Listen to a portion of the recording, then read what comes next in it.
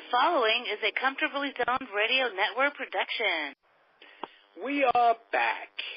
Yankee baseball, New York Yankee baseball, past, present, future. I'm Ralph Tycho of the Comfortably Zoned Radio Network, and Jack Degraw is here. How you doing, my friend? Good. How are you tonight, Ralph? You're in the playoffs. How bad is that? Well, I mean, you got as a Yankee fan, I'm happy with the season. I mean, if you'd have said 100 wins before the year started, I figured, well, how many games did they win the division by? Absolutely, and there are so many Yankee fans that aren't satisfied with finishing second, no matter what. It's a tough city to produce in. Well, I mean, sometimes you got to give the other team some credit. And the Red Sox had a great year, but now we all start even. All right. Well, even from one standpoint, the wild card credit that they get is a one-game thing. You could be 1 and out. The A's could be 1 and out. You got home field advantage. Who's going to start for you?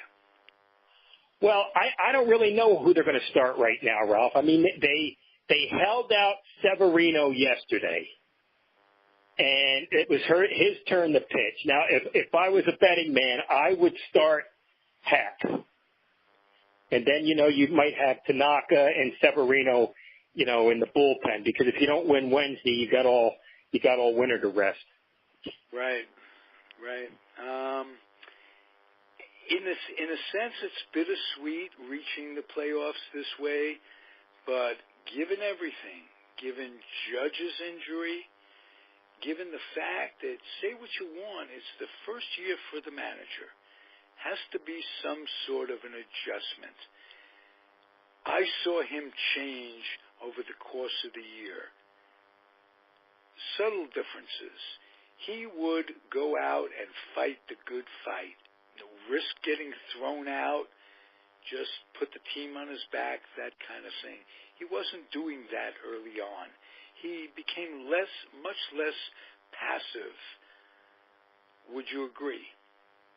Yeah, I think he got more settled in his role and just, learning how to deal with the players, and what they can do. I mean, they had a lot of injuries this year, and, I mean, you look at Sanchez had a rough year. Bird had a rough year. They were counting on Sonny Gray to do better. Didi was hurt. Judge was hurt. So, I mean, if you look what they have accomplished, 100 wins is nothing to sneeze at, and they set the all-time home run record. And the two infielders that were rookies, that were the big question marks at the beginning of the year, both performed at an all-star level. Torres, Gelbaugh, they were terrific. Yeah, Andujar and Torres had an incredible year, and I hope they keep Torres at third and don't go for Machado and Harper. But I think the Yankees, being the Yankees, you'll probably see one of those guys in New York. It would be given that Hicks is doing so well, and Bryce Harper, I don't know what that would do to the payroll. Would that totally take them out of the running for anyone else? Yeah, I mean, personally, Ralph, I like what they have, and I don't like these long-term contracts anymore. And I mean, like I always say, I mean, Harper's a really good player, but I don't understand all the hype. I mean, if you look at the production is not there. He definitely had an off season this year, but still he hit like 30 home runs in that year. I seen a stat that he had 3 more hits than last year, and he had 200 more at bats. Wow, a lot of strikeouts. Yes.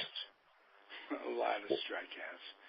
But everybody's got that elevated swing disease going on. In everybody in baseball, really, and I think that, like the shift, will eventually come to an end. A lot of things are tried from year to year. Baseball has become a strikeout, home run game. But there are teams, the A's are a good example, that don't play station to station. They'll play hit and run. They'll get the runner over. They'll bunt. New concept, it seems, but they've been successful. And when a team is successful, other teams emulate them. So we'll get our game back before too long. What are you most disappointed about, given the whole year? What disappoints you the most, Jack? Well, I think, I had high hopes for Gary Sanchez, and I still do. But the disappointment for me is Greg Bird, because I thought he was going to be a terrific hitter, and he still might be. But I think, he hasn't developed at all like the Yankees thought he would. And I'm a little, disappointed, like Sonny Gray and stuff. I don't think you'll see him in New York next year. But, we forgot to mention Luke Voigt. I know, that's the guy who comes on so strong. Where did he come from, and how was he missed? Well, they got him from the Cardinals. And, I was talking the other day with a friend of mine who coached him when he was in the low minors, and they said, for some reason the Cardinals were never really high on the guy. And my buddy said, he was the best hitter on the team. He says, I never understand why the Cardinals, didn't think too highly of him. Well, the Cardinals gave up another playoff guy, Piscotty, with the A's. Came over from the Cardinals early in the year. His mother, he lives in the Bay Area, and his mother has passed away since.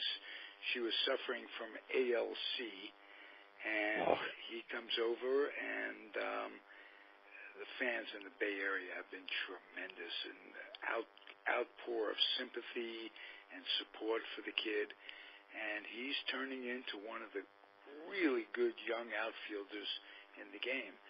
So it's a coincidence they'll be playing each other in the playoffs come Wednesday night. Yeah, the A's have done a terrific job this year. And another thing, just thankfully the Rays aren't in the playoffs, because they played better than anybody the last 40 games. Absolutely. A big disappointment to Peter Golenbach is an example. An avid Rays fan. You're an avid Rays fan. Am I correct? No, I don't like the Rays, Ralph, but I'm a baseball. I thought you liked them. Living there, they didn't wear... No, the thing is, Ralph, I love the Yankees. I always have, but I appreciate good baseball, and I have appreciated all the things the Rays have done over the years, and it's just a shame from the period of 2008 to 2014.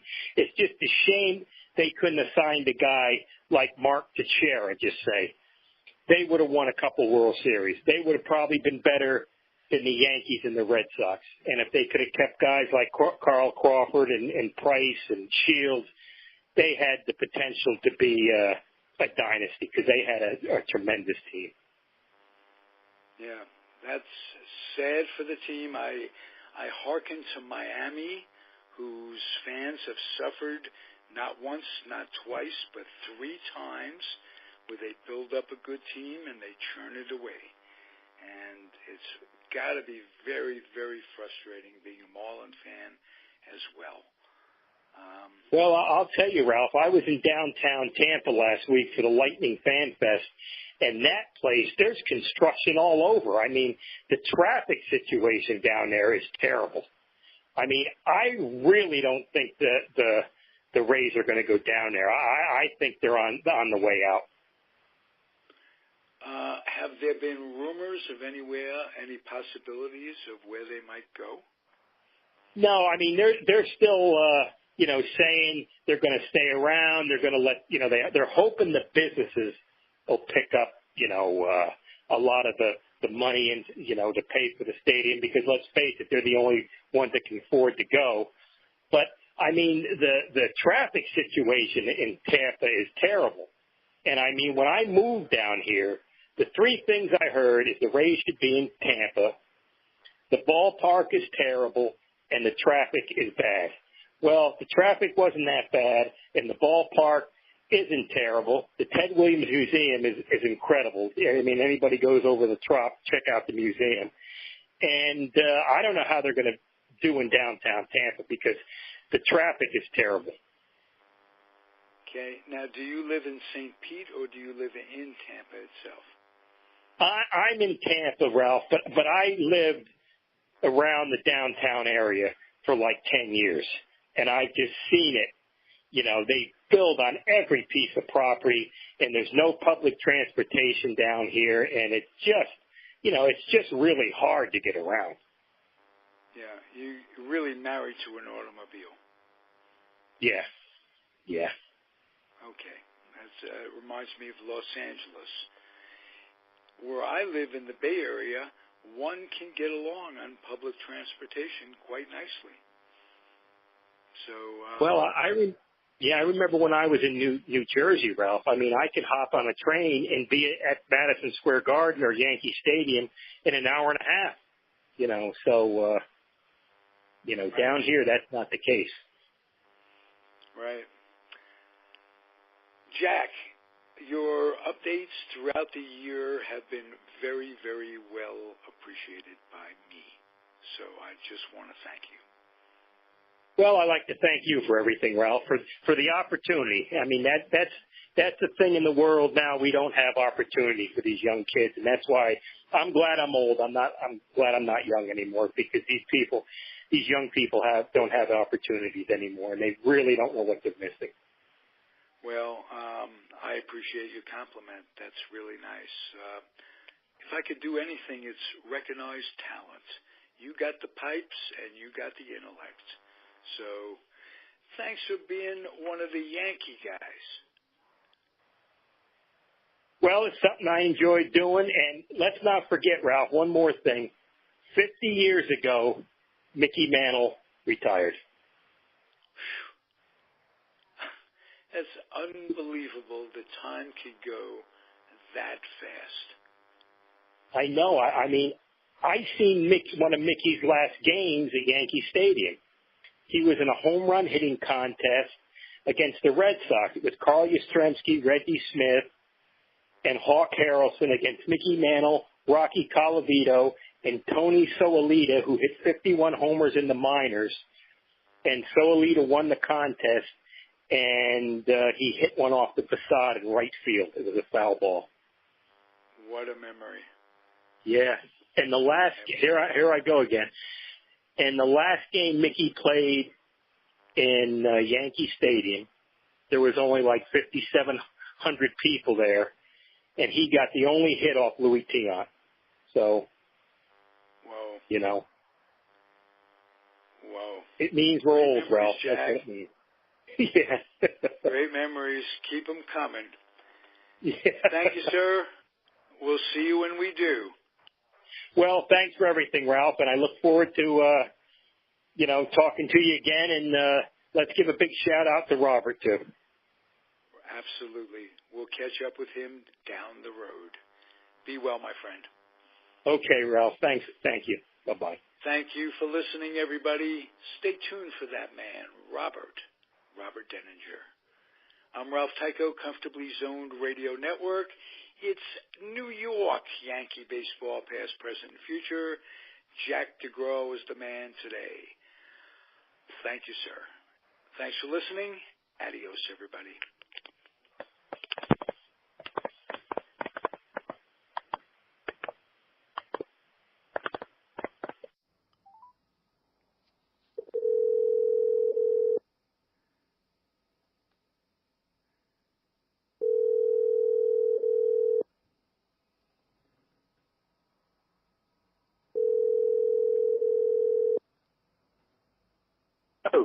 Hey, Gene, it's Ralph.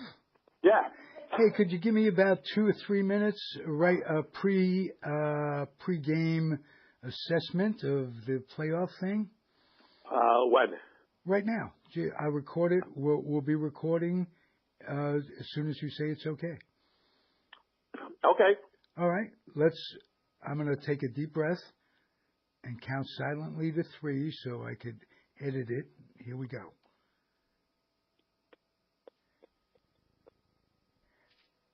I am back, and it is Gene Hutmaker substituting for Robert Deininger. Pre-game, this is the one-game playoff between the A's and the Yankees, and Gene, the Yankee-hating machine, is our resident analyst. Give me a quick summation of your thoughts going into the game. Well, being who I am, I just hope that Severino kind of does like he does last year, and he kind of flops. And I hear a lot of people talking about Chad Green going in there to be one of the top guys. And I always fear the Yankees at all times, but this Oakland team, nobody really knows that much about them as far as they do like the Red Sox and the Yankees. But they have a lot of home run hitters, and hopefully they can poke a few into them right field stands. Well, not only do they have home run hitters, but they have hitters that set the table. They've got Brett Lowry, and their newly acquired center fielder is really terrific, Laureano. And they, like you say, they've got some power. They're to be reckoned with. But what's interesting about tonight's game, they're going with they're going to call it the Rays pitching. They're going to credit the Rays for revolutionizing, or at least revolutionizing it enough that they could experiment with it in a playoff game. The A's are going with an all-relief pitching, bullpen game from top to bottom. As a long-term baseball fan, did you ever think it would come to this? Well, growing up in a time from guys with 9 innings, no. But, right. It's like, for example, like Warren Spahn has more complete games than he does wins. But when you look at the Yankees lineup, they have Andrew Hart. Let's take that in for a second. More complete games than wins. That means that he was hanging in there in a losing effort, yet hanging in there. Could you imagine what that would be worth today? What those kind of stats would be worth? But then again, we're talking about specialization, and it isn't that. But to be I guess what shocks me the most is a team like the A's can experiment in a game where it's winner take all to get into the playoffs. Because I don't think these teams in the wild card are actually in the bracket. If it were, as it were. Anyway, it's exciting. If you had to make a prediction that was based, and all yours are, on your objectivity, what do you think of the game? I'm not a bettor. I'm not asking for that from that standpoint. But who would you bet if you're a betting man? I'd probably take the Yankees because you never know what you're going to get with the bullpen. I always hope that the A's, bringing in different people, the batters can't adjust to the previous pitcher if he's not in there. But when you have a lineup, when you have Andujar, Sanchez, and Torres at the bottom of it, that's pretty good. Absolutely. But you can go down the A's lineup, and it pretty much compares. You follow it closer than I do. How is Judge doing since he came back from the wrist injury? Well, I think he's doing, every time I see him, he seems like he's hitting the ball hard. And I think he'll probably be okay. Okay. But like I said, these A's hitters, hopefully they can just pop a few into them right field stands. Real quick, from your standpoint, I'm totally mixed. I mean, I live out right near Oakland in Alameda, literally within walking distance of the stadium if I had to. And I've been following them all year. And but on the other hand, growing up in New York, being an anti-Yankee fan for so long in my youth, and then coming to really appreciate what I got to see and what their history is, it's hard for me to root against them.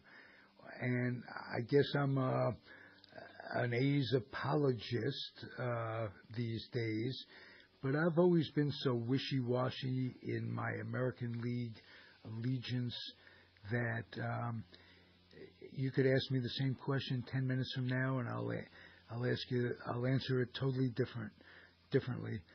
So I just watch a Yankee A's game during the season with a reporter's eye as opposed to a fan's eye. However, in a game like this, you really have to have a rooting interest. And so we'll see what happens in about an hour. Well, my rooting interest is always for who's ever playing the evil pinstripers. And that has worked so well for you. But I'll ask you, and we've talked a lot about your anti-Yankee-ism. Was there ever a time or a game or a situation where you really had to root for them, like against the Dodgers, for instance? Absolutely not. Oh, okay. That was maybe Jeter's like last game. That didn't bother me when he got the hit around it. But like for a series or winning, no, absolutely not. Okay. But the only thing is, my sons are happy when they win. My sons are Yankee So lovers. you're happy. That's a good dad. Now that says a lot about you as a human being. That wow, that's boy. We got to get a little clip about of that little statement right there. It came from. Well, my one son, he could probably get tickets for the World Series if they get in. Oh, really? Okay. Oh, yeah, he's So you didn't just say that for to butter up to your son. I think you meant it. That came from the heart. No, well, me being miserable, at least me being miserable if they win, at least my sons are happy. Right, that's what I mean. That's beautiful. Hey, thank you, my friend. Good luck to your Oakland A's, at least tonight. Tonight, absolutely. You'll like what you see. They haven't gotten much play around the country, but it's really been a miracle. And if you try to explain it, you can't. I heard a very, very extensive interview with Billy Beane, the man in charge. He couldn't explain it. He just said, wow, some years are something special. We did what we thought was right to get to this point, but who knew, especially with all the pitching the devastation to the pitching staff earlier on, the injuries. Right, they lost the race. And they're still suffering from that. So Minaya, as an example, Migden is down, but they got Jackson to come in, Flyers. Wow, and a bullpen that you can't believe. They've got Fernando Rodney.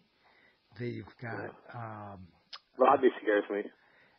He has, he does and he doesn't. As a seventh inning guy, it shouldn't bother you too much, because after that you got what's his name from the Mets, and then Turan, who's actually one of the best relief pitchers in baseball right now. Right, 38 saves. He's been lights out. So we'll see. Let's enjoy it for what it's worth. And that was a beautiful statement. I'm glad you're a dad, because you pass that kind of stuff on, they're passing it on to their kids. And actually, I hope that they're miserable tomorrow instead of me, though. Instead of you, but second place isn't bad. At least you think of them for Right. second place. All right. Thanks, Gene. Okay. Talk Anytime. soon. Be good. Yeah. Bye.